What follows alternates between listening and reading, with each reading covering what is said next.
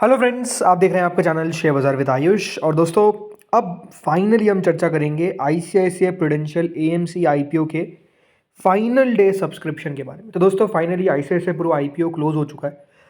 But सवाल ये कि कितना ये आईपीओ सब्सक्राइब हो पाया, किस प्रकार का सब्सक्रिप्शन मिलता हुआ देखने को मिला इस आईपीओ को हर एक कैटेगरी की तरफ से, ये समझेंगे कि अलॉटमेंट के चांसेस क्या रहेंगे। सबसे इंपॉर्टेंट बात तो यही है कि अलॉटमेंट के चांसेस क्या रहने वाले हैं हर एक कैटेगरी के अंदर, भले वो रिटेल हो, भले वो एचएनआई हो, भले वो शेयर होल्डर।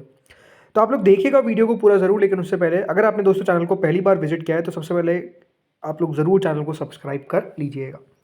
तो फ्रेंड्स, सबसे पहले एक बार ध्यान रखिए, जिसने भी इस आईपीओ में अप्लाई किया है आपको 2165 का एक शेयर मिलेगा। टोटल आपको 6 शेयर मिलेंगे एक लॉट के अंदर, अगर आपने रिटेल कैटेगरी में अपनी एप्लीकेशन डाली है, राइट। अब दोस्तों, जो शुरुआत के 2 दिन थे उसमें जो हम सब्सक्रिप्शन देख रहे थे, मतलब 3 गुना के आसपास क्यूआईबी ने सब्सक्राइब किया, 3 गुना के आसपास एचएनआई ने भी सब्सक्राइब किया।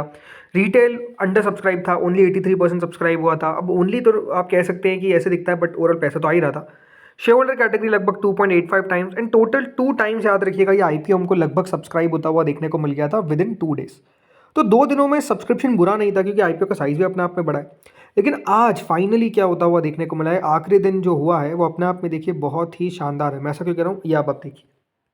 सो लास्ट डे दोस्तों, जो क्यूआईबी पोर्शन है वो सब्सक्राइब हुआ है बाय ऑलमोस्ट 123 टाइम्स, बल्कि एग्जैक्ट इतना है 123.87। जी हाँ, इतना सब्सक्राइब हुआ है। लगभग 93 लाख शेयर्स ऑफर किए गए थे और आप देखिए 115 करोड़ शेयर्स के लिए बिड आती हुई देखने को मिली है। और क्यूआईबी कैटेगरी ने 2,49,529 करोड़ रुपीज इस आईपीओ में लगाया।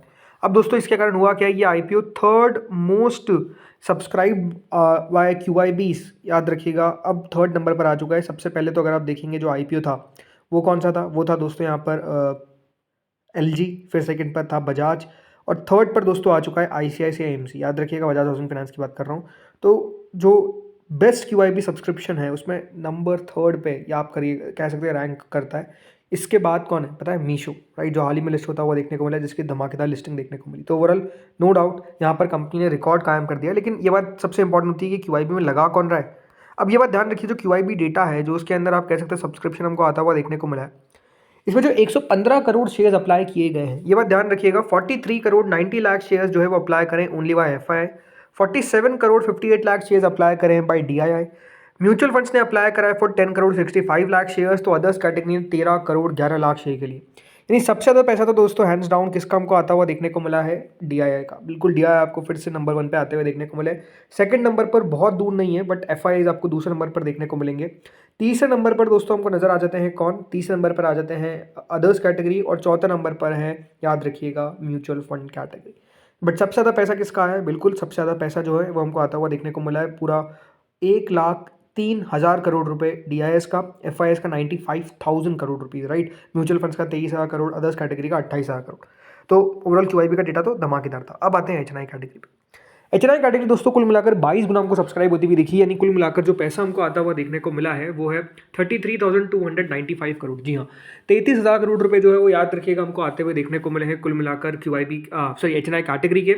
इसमें जो बिग एचएनआई कैटेगरी है वो सब्सक्राइब हुई 25.42 टाइम्स, मतलब 46 लाख शेयर्स ऑफर किए गए थे, और 11 करोड़ 82 लाख शेयर्स के लिए बिड हमको आता हुआ नजर आया, जो कुल मिलाकर 25,600 करोड़ होता है। अब सवाल उठता है कि बिग एचएनआई कैटेगरी में अलॉटमेंट के चांसेस क्या रहेंगे। देखिए, बिग एचएनआई कैटेगरी के अंदर अलॉटमेंट रहेगा कुल मिलाकर 4.64 में से एक, कितना, 4.64 में से एक, मतलब कुल मिलाकर याद रखिएगा 48,463 एप्लीकेशन रिजर्व थी, और 2,24,905 एप्लीकेशन रिसीव होती हुई नजर आई है। इसलिए जो सब्सक्रिप्शन उस हिसाब से अगर देखा जाए तो लगभग 4.64 में से एक को मिल जाएगा। मतलब आप मोटा मोटी समझ लीजिए कि अगर 9 लोगों ने बिग एचएनआई में लगाया तो 9 में से 2 लोगों को, याद रखिएगा, बिग एचएनआई में अलॉटमेंट लगेगा। Small HNI more than expected subscription आप कह सकते हैं, यहाँ पर याद रखिएगा आता हुआ देखने को मिला है।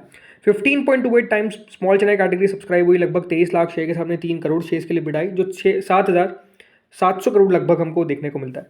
अब ये बात ध्यान रखिए, स्मॉल एचएनआई कैटेगरी करीबन 24,231 एप्लीकेशन रिजर्व थी, और एप्लीकेशन आई है फॉर 3,47,284, विच मीन्स कि 14.33, ये बात ध्यान रखिएगा, 14.33 में से एक व्यक्ति को इस आईपीओ में अलॉटमेंट लगेगा अगर उसने अपनी स्मॉल एचएनआई कैटेगरी में एप्लीकेशन डाली है। फिर आते हैं रिटेल पे। रिटेल कैटेगरी दोस्तों लगभग 2.53 टाइम सब्सक्राइब हुई। 1 करोड़ 62 लाख शेयर्स के हमने 4 करोड़ 12 लाख शेयर्स के लिए बिड हमको आती हुई देखने को मिली है, जो 8,933 करोड़ होता है। अब रिटेल के अंदर दोस्तों जो टोटल एप्लीकेशंस थी वो याद रखिएगा 27 लाख 13,920 एप्लीकेशंस थी। और एप्लीकेशंस कितने के लिए आई है? फॉर आई है करीबन 43 लाख 93,970। याद रखिएगा टोटल एप्लीकेशंस इतनी आई है, तो इसलिए जो मोटा मोटी कह सकते हैं अलॉटमेंट मिलेगा इसमें वो 1.6 में से एक, कितना? 1.6 में से एक, इतने में से याद रखिएगा एक व्यक्ति को अलॉटमेंट मिलता हुआ नजर आएगा इन द रिटेल कैटेगरी। मतलब रिटेल के अंदर तो ये है कि लगभग 3 में से 2 लोगों को अलॉटमेंट मिल जाएगा, ये आप मान के चलिए कि 3 लोग हैं तो उसमें से 2 को तो अलॉटमेंट मिलेगा ही मिलेगा। फिर आते हैं इसके बाद अब सबसे इंपॉर्टेंट कैटेगरी जो है हमारे लिए शेयर होल्डर। अब शेयर होल्डर कैटेगरी दोस्तों लगभग 9.75 टाइम सब्सक्राइब हुई। 24 लाख शेयर के सामने आप देखिए 2 करोड़ 38 लाख शेयर के लिए bid I, which is 5,169 crore. तो कुल मिलाकर दोस्तों जो शेयर होल्डर कैटेगरी है बहुत ही अच्छा पैसा हमको आता हुआ देखने को मिला है, इसमें कोई डाउट नहीं है। अब आते हैं इस सवाल पे कि शेयर होल्डर में अलॉटमेंट कितने में से कितनों को मिलेगा।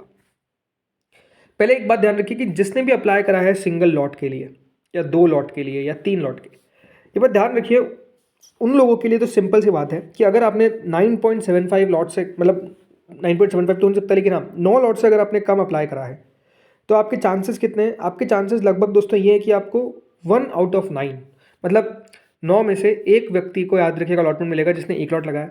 फिर 9 में से 2 लोगों को अलॉटमेंट मिलेगा जिसने 2 लॉट लगाए। 9 में से 3 लोगों को अलॉटमेंट मिलेगा जिसने 3 लॉट लगाए। इस तरीके से याद रखिएगा चलता रहेगा जब तक 9 नंबर आ जाता है। फिर आते हैं जिसने 9 लॉट लगाए ऑलमोस्ट, उनको कंफर्म मान के चलिए, बिकॉज काफ़ी लोग होंगे इसमें, ये बात ध्यान रखिए, जो शेयर होल्डर नहीं होंगे और उन्होंने अप्लाई कर दिया तो उनका बिड ऑटोमेटिकली रिजेक्ट हो जाएगा। तो इसलिए मैं 9.75 को 9 मान रहा हूँ मोटा मोटी। अब ये बात ध्यान रखिए कि अगर यहाँ पर और भी कम होता है डेटा, अब ये जो डेटा जो है वो कब पता चलेगा हमको? जब बेसिस ऑफ अलॉटमेंट जो है वो आउट होगा। तो 9 आप लोग मान लीजिए, क्यों? रीज़न बीइंग सिंपल सी बात है कि अगर थोड़ा सा रिजेक्शन होगा तो वो 9 हो जाएगा। तो जिसने 9 लॉट लगाए, राइट, जिसने 9 लॉट्स अप्लाई करा है उसको कंफर्म 1 लॉट तो मिलेगा, मतलब उसका 1 लॉट तो कंफर्म है। अब जिसने 10 लॉट अप्लाई किया है उसको भी मान लीजिए 1 लॉट तो मिलता हुआ नजर आ जाएगा। जिसने 11-12 लॉट अप्लाई करे हैं उनको 7 या 8 शेयर, जिसने 12 लॉट उसको 8 या 9 शेयर, और जिसने दोस्तों यहाँ पर लगभग 15 लॉट अप्लाई कर दिए हैं उनको हो सकता है कि 9 से 10 शेयर मिलते हुए नजर आए। अब ये हो सकता है कि देखिए 9 से 10 का 11 भी हो जाए या हो सकता है कि 12 भी हो जाए, वो डिपेंड करेगा किस पे? रिजेक्शन पे, कि कितनी बिड्स रिजेक्ट होती है, कितने लोगों को रिजेक्शन फेस करना पड़ता है। बट ये बात क्लियर है कि जिसने 9 लॉट अप्लाई कर दिए हैं उसका 1 लॉट तो कंफर्म है ड्यू टू प्रपोर्शन अलॉटमेंट। मैंने बार बार कहा था कि प्रपोर्शन के हिसाब से अप्लाई करिएगा। तो जिसने 10 लॉट अप्लाई कर दिया मतलब उसको तो कंफर्म हो चुका है, लगभग जैसे मैं कह रहा हूँ 9 को भी कंफर्म ही है। 8 वाले को याद रखिएगा मिल जाएगा, मतलब ऐसा भी नहीं कि उसको नहीं मिलेगा, बट हाँ यहाँ पर उनके लिए कंफर्म नहीं है, हो सकता है कि 1-2 व्यक्ति को ना मिले, राइट। तो वो बात हमेशा आप लोग ध्यान रखिए कि अलॉटमेंट शेयर होल्डर कैटेगरी में हमेशा मिलता है on lottery, not on lottery basis, on proportion basis. तो जिसने 15 लॉट अप्लाई करा है या फिर 90 शेयर अप्लाई करे हैं उनको कम से कम 9 से 10 शेयर तो मिलेंगे ही मिलेंगे। मतलब आपका 1 लॉट तो कंफर्म है, प्लस 4 शेयर आपको और मिलते हुए नजर आएंगे। अगर किस्मत अच्छी हुई तो पूरे 2 लॉट ही मिल जाए या फिर 11 शेयर्स मिल जाएंगे, बट हाँ शेयर्स जरूर मिलेंगे। टोटल दोस्तों ये आईपीओ 39 टाइम सब्सक्राइब हुआ है, विच मीन्स कंपनी को 2,96,000 करोड़ रुपए मिलते हुए दिखे। मैसिव सब्सक्रिप्शन, आउटस्टैंडिंग सब्सक्रिप्शन, ये एक्सपेक्ट कह सकते हैं ऑलमोस्ट किया गया था, बट इतना पैसा आएगा इतना एक्सपेक्ट नहीं किया गया था। तो आई थिंक यहाँ पर कंपनी ने कमाल करके दिखाया है, सब्सक्रिप्शन कमाल आता हुआ नजर आया। अब कह सकते हैं वो जो जिंक्स है कि आईसीआईसीआई के जो भी आईपीओ आते हैं वो अच्छे लिस्ट नहीं होते हैं, वो काश अच्छे लिस्ट हो जाए तो डेफिनेटली पैसा भी अच्छा खासा बनता हुआ नजर आ जाएगा, राइट।